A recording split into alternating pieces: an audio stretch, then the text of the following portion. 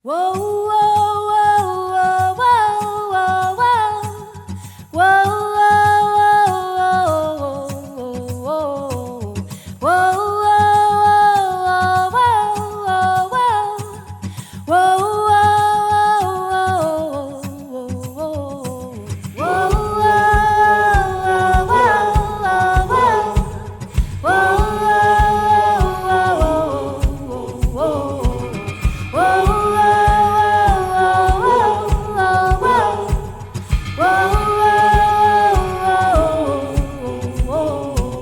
I grew up in Scotland, went to school there, spent most of our childhood there on a farm in the middle of the countryside, not really involved in photography back in the early days. Our dad was a professional photographer, but back then we were much more interested in sports and in business.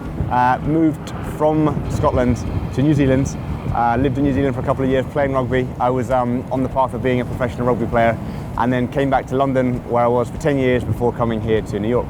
And then I guess I initially was in the advertising world. So I was working at a digital ad agency, working on all the email and social marketing for the big airlines and hotels. I think that was where we realized that content was an opportunity within social media, and a lot of the brands were just not doing it very well. Instead, we felt there was an opportunity to work with real people telling real stories around the world, and that's kind of the essence of Beautiful Destinations.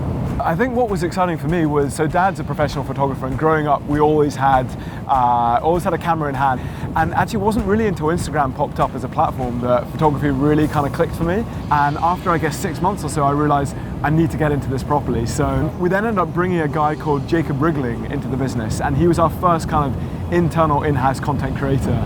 And I spent 6 months with him day in, day out, going to rooftops, going around London, doing all of the content creation. I think that was kind of the changing moment where I felt I finally got a content hat on myself. And that was really where we started to move into more of those brand content creation deals. So I think people know our style as a vibrant, loud celebration of colour, celebration of places, and that's something that's very unique to us. It's something that we really push as a part of our brand. When we look at imagery, it ranges across the board though. So we do feature work from people that maybe isn't as bright, maybe isn't as vibrant. We focus more on the composition of their image or a unique perspective that they've been able to capture.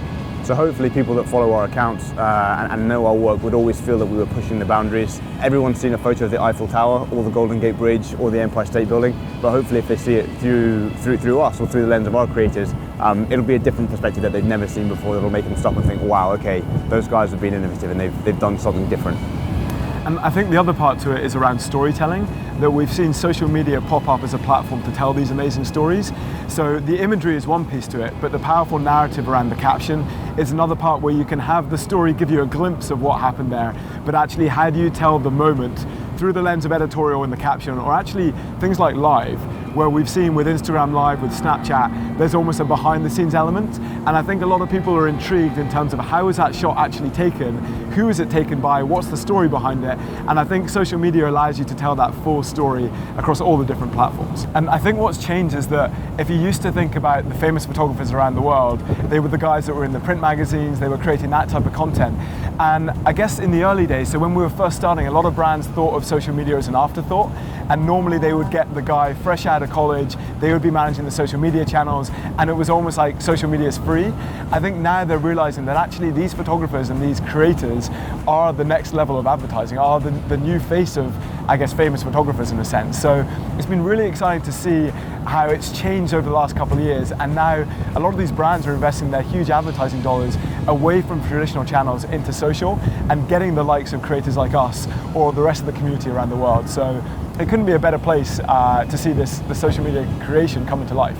Our whole business is built on photography and photographers, and I think it is one of the cool professions to get into. Like, people aspire to be photographers, and now that everyone has a smartphone and you have technology on your smartphone that can enable you to get very high quality footage, more and more people are seeing that as a gateway into photography and then becoming professionals, which I think is only a really good thing. I mean, Tom will tell a better story than I, but I mean, he only started in the last 2-3 years as a photographer, and I think now that it's so much more accessible than it's been in the past, and you can instantly post content and share it with millions of people on social media, it's an amazingly powerful thing. On the business side, we are doing more and more deals with tourism boards, with hotels, with airlines, with brands that exist around travel, and that's sort of been our bread and butter and is sort of continuing to grow.